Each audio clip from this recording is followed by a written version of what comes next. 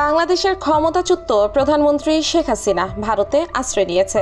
যদিও তিনি সেখানে স্থায়ীভাবে থাকবেন নাকি অন্য কোনো দেশে যাবেন সে বিষয়ে কোনো পরিষ্কার বার্তা দেয়নি নয়াদিল্লি। তবে হাসিনাকে আশ্রয় দিয়ে তোপের মুখে পড়েছেন ভারতের প্রধানমন্ত্রী নরেন্দ্র মোদি।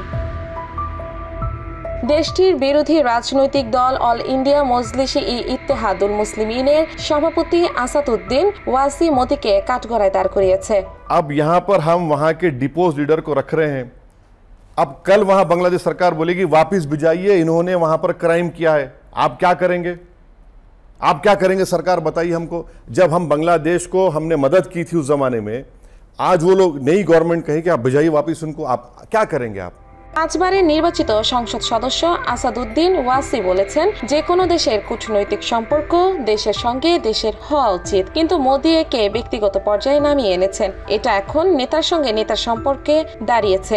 তার প্রশ্ন, মোদির সরকার বাংলাদেশের জনগণকে কেন সমর্থন করছে না? কেন তারা একজন ক্ষমতাচ্যুত নেতাকে সমর্থন করছেন? प्रधानमंत्री ये क्यों नहीं कह रहे कि हम बांग्लादेश जनता के साथ हैं?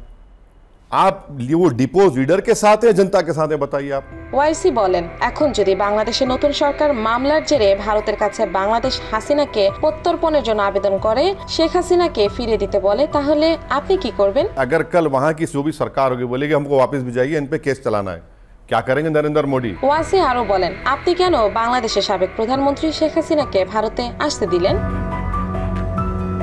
ভারতের কূটনৈতিক রাজনীতির কারণে ভারত প্রতিবেশী দেশগুলোর সঙ্গে বন্ধুত্ব হারাচ্ছে। মালদ্বীপ, শ্রীলঙ্কা, মিয়ানমারের কথাও উল্লেখ করেন ওয়াইসি। বর্তমানে প্রতিবেশী কোনো দেশের সাথে ভারতের খুব একটা ভালো সম্পর্ক নেই।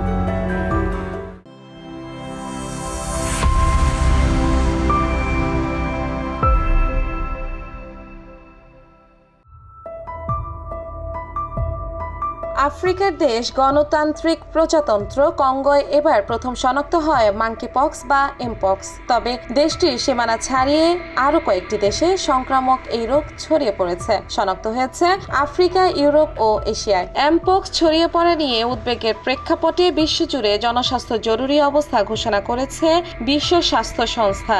The emergency committee met and advised me the situation constitutes a public health emergency of international concern. It's clear that a coordinated international response is essential to stop these outbreaks and save lives.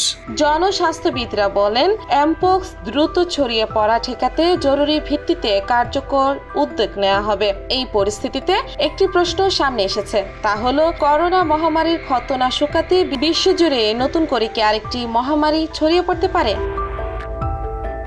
যতদূর জানা যায়, mpox ছড়ায় ত্বক থেকে ত্বকে আক্রান্ত ব্যক্তির ঘনিষ্ঠ সংস্পর্শে এলেই। তবে এমপক্সে আক্রান্ত ব্যক্তির ত্বকে দৃশ্যমান ক্ষত দেখা দেয়। কাজেই এমন ক্ষত দেখার পর যে কারো আক্রান্ত ব্যক্তির সংস্পর্শে আসার সম্ভাবনা বেশ কম। ফলে এমপক্স ছড়িয়ে পড়ার গতি হবে মন্থর। জনস্বাস্থ্যবিদেরা বলেন, এমপক্স থেকে বাঁচতে অবশ্যই নিরাপদে থাকতে হবে। আক্রান্ত ব্যক্তির সঙ্গে একই শৌচাগার, কাপড় ও বিছানা চাদর ব্যবহার করা যাবে না। হাত ধোয়ার মতো মৌলিক স্বাস্থ্যবিধি মেনে চলতে হবে।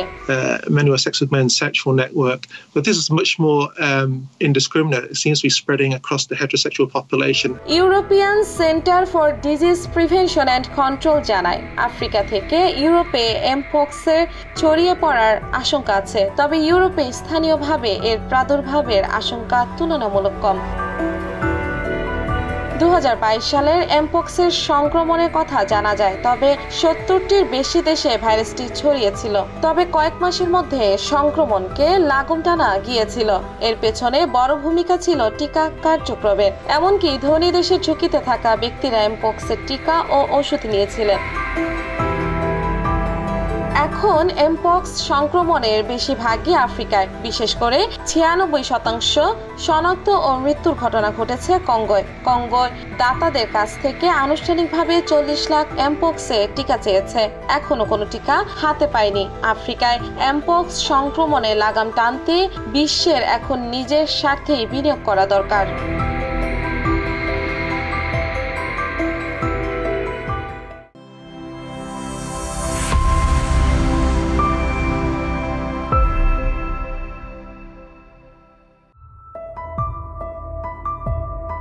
সোমবার শিকাগোতে রিপাবলিকান মনোনীত ডোনাল্ড ট্রাম্পের বিরুদ্ধে ভাইস প্রেসিডেন্ট কামালা হ্যারিসের দৌড় উদযাপন করতে হাজারো সংখ্যক ডেমোক্রেট জড়ো হয়। প্রেসিডেন্ট জো বাইডেন প্রার্থিতা প্রত্যাহার করার পর ডেমোক্রেটদের নতুন প্রেসিডেন্ট প্রার্থী হিসেবে কামালা হ্যারিসকে মনোনীত করা হয়।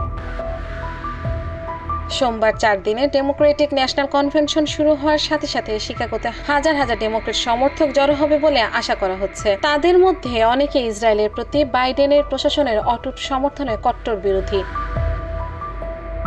হ্যারিস এবং বাইডেন প্রার্থী নির্বাচনে অপ্রত্যাশিত পরিবর্তনের পরে সম্মেলনে একসাথে মঞ্চ নিতে পারেন। সেখানে বাইডেন আনুষ্ঠানিকভাবে হ্যারিসের কাছে মনোনয়ন হস্তান্তর করবেন বলে আশা করা হচ্ছে। আনুষ্ঠানিকভাবে মনোনয়ন গ্রহণ করার পাশাপাশি বৃহস্পতিবার রাতে বহুল প্রত্যাশিত ভাষণ দিবেন হ্যারিস। নির্বাচনে জয়ী হলে আমেরিকার ইতিহাসে প্রথম নারী প্রেসিডেন্ট হবেন কামালা হ্যারিস। প্রায় 200 সামাজিক ন্যায় বিচার সংস্থার একটি জোট কনভেনশন চলাকালীন বাইরে উপস্থিত থাকবে। বেশিরভাগই সংস্থাগুলো প্যালেস্টাইনপন্থী। কনভেনশনে ফিলিস্তিনপন্থী একটি প্রতিনিধি দল ডেমোক্রেটিক পার্টিকে ইসরায়েলের অস্ত্র সরবরাহ করার জন্য চাপ দিচ্ছে। কামালা হ্যারিস কনভেনশনে যোগ দিয়ে ইতিহাস তৈরি করেছেন। এখন পর্যন্ত তার প্রচারণার রেকর্ড পরিমাণ তহবিল সংগ্রহ করেছে। হাজার হাজার সমর্থক সমাবেশে যোগ দিয়েছে এবং বিভিন্ন জরিপে ব্যাটল গ্রাউন্ড স্টেটগুলোতে এগিয়ে গেছে ডেমোক্রেটিক পার্টি।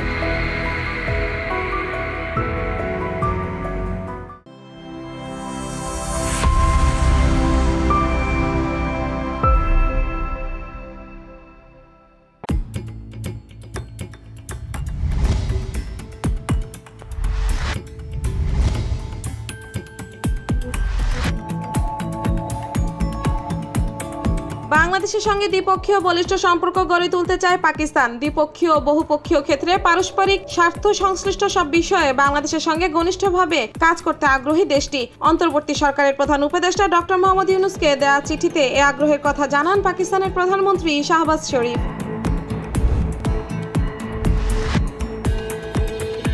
2013 সালের 5 মে মতিঝিল শাপলা চত্বরে হেফাজত ইসলামের সমাবেশে নির্বিচারে গুলি চালিয়ে গণহত্যার অভিযোগে সাবেক প্রধানমন্ত্রী শেখ হাসিনা সহ 34 জনের বিরুদ্ধে মামলার আবেদন করা হয়েছে। ঢাকার মেট্রোপলিটন ম্যাজিস্ট্রেট জাকিয়াল ফারাবির আদালতে এই মামলার আবেদন করেন বাংলাদেশ পিপলস পার্টির চেয়ারম্যান বাবুল সরদার চাখারি।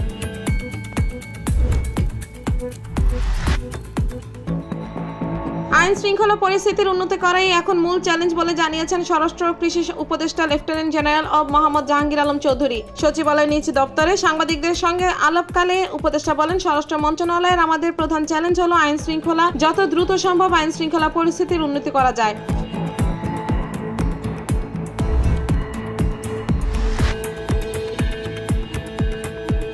বিএনপির মহাসচিব মির্জা ফখরুল ইসলাম আলমগীরের সঙ্গে বৈঠক করেছেন ইউরোপীয় ইউনিয়নের ভারপ্রাপ্ত রাষ্ট্রদূত বার্নার্ড স্পেনিয়ার। সকালে গুলশানে চেয়ারপারসনের কার্যালয়ে এই বৈঠক হয়। ঘণ্টাব্যাপী বৈঠকে দেশের সার্বিক পরিস্থিতি, অর্থনৈতিক অবস্থা, আগামী নির্বাচন, দেশে থেকে পাচারকৃত অর্থ ফিরিয়ে আনা প্রভৃতি বিষয় নিয়ে আলোচনা হয়।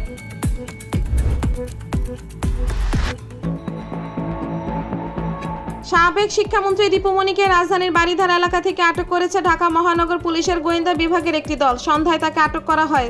ডাক্তার দীপুমণিকে আটকের অভিযান ঢাকা ডিবির একজন ঊর্ধ্বতন কর্মকর্তা বলেন, দীপুমণিকে মিন্টু রোডে ডিবি কার্যালয়ে নেওয়া হচ্ছে।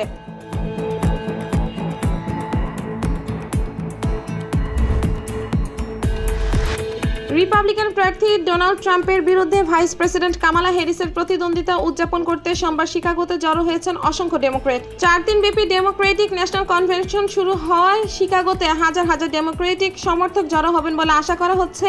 বৃহস্পতিবার রাতে আনুষ্ঠানিকভাবে মনোনয়ন গ্রহণ করার পাশাপাশি বহুল প্রত্যাশিত ভাষণ দেবেন হ্যারিস। ফিলিস্তিনের গাজায় যেন দ্রুত অস্ত্র বিরতি চুক্তি হয়, সেই জন্য আমেরিকার পররাষ্ট্রমন্ত্রী অ্যান্টনি ব্লিংকেন আবারও ইসরায়েল সফর গেছেন। সফরকালে ইসরায়েলের প্রধানমন্ত্রী বেনিয়ামিন নেতানিয়াহু সহ অন্য নেতাদের সঙ্গে কথা বলবেন তিনি। ব্লিংকেনের সঙ্গে সফররত এক মার্কিন কর্মকর্তা জানিয়েছেন, তাদের মনে হচ্ছে চুক্তির ক্ষেত্রে যে বিরোধ আছে এখন তা মিটিয়ে ফেলা সম্ভব।